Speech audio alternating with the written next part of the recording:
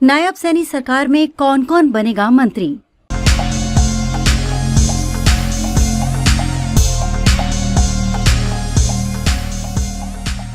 हरियाणा में बीजेपी की बड़ी जीत के बाद अब सरकार गठन की तैयारियां शुरू हो चुकी हैं। नवनिर्वाचित विधायकों की बैठकों के माध्यम से औपचारिकताएं पूरी होनी हैं। मुख्यमंत्री नायब सिंह सैनी की नई सरकार में कौन कौन मंत्री बन सकता है और क्या उनकी सरकार में उप मुख्यमंत्री भी होंगे तो उनकी संख्या कितनी होगी, ये भी चर्चा का विषय बना हुआ है। 2023 से जितने भी राज्यों में बीजेपी ने विधानसभा चुनाव जीते हैं, वहां ये ट्रेंड दिखता है कि पार्टी ने बड़ी जीत के बावजूद जातिगत समीकरण साधने के लिए उप मुख्यमंत्री जरूर बनाए हैं। त्रिपुरा में एक डिप्टी सीएम को मौका मिला है, लेकिन अन्य राज्यों में दो उप मुख्यमंत्री को जगह दी गई है। इसलिए हरियाणा में भी 2 डिप्टी सीएम बनाए जाने की अटकलें लग रही हैं। हरियाणा में अहिरवाल बेल्ट के एक डिप्टी सीएम। बीते एक दशक में दक्षिण हरियाणा एक अहिरवाल बेल्ट भाजपा का गढ़ बन चुका है। इस बार तो पार्टी ने वहां कांग्रेस का पूरी तरह से सफाया ही कर दिया है। ऐसे में कयास लगाए जा रहे हैं कि संभावित 2 डिप्टी सीएम में से एक यादव अहीर बहुल अहिरवाल क्षेत्र से होने की संभावना है।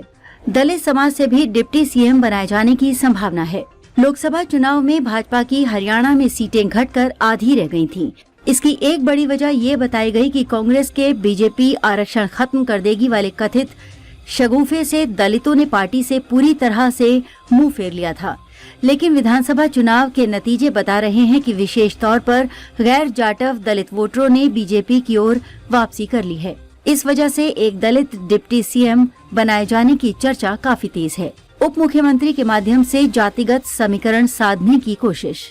दरअसल 2023 से जहां जहां विधानसभा के चुनाव हुए हैं और भाजपा जीती है, उसने 2 मुख्यमंत्री बनाकर जातिगत समीकरण को सेट करने और उन्हें संतुष्ट करने का एक फॉर्मूला निकाला है।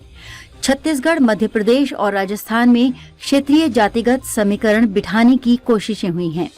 त्रिपुरा में भी एक डिप्टी सीएम को मौका दिया गया है। हरियाणा में मंत्री बनने की रेस में कौन? जहां तक मंत्रियों के नामों की चर्चा है, उनमें पानीपत ग्रामीण के सांसद महिपाल ढांडा की बात कही जा रही है। अखिल भारतीय विद्यार्थी परिषद से छात्र राजनीति शुरू करने वाले जाट नेता सैनी के सीएम बनने के बाद भी मंत्री बनाए गए थे। एक और नाम है जिनके मंत्री बनने की बहुत ज्यादा संभावना है। उचाना कलां से मात्र 32 वोटों से चुनाव जीतने वाले देवेंद्र अत्री। जाट बहुल्य सीट पर ब्राह्मण होकर जीतना इसलिए इनकी बड़ी कामयाबी मानी जा रही है क्योंकि यहाँ बीजेपी आज तक कभी जीती ही नहीं।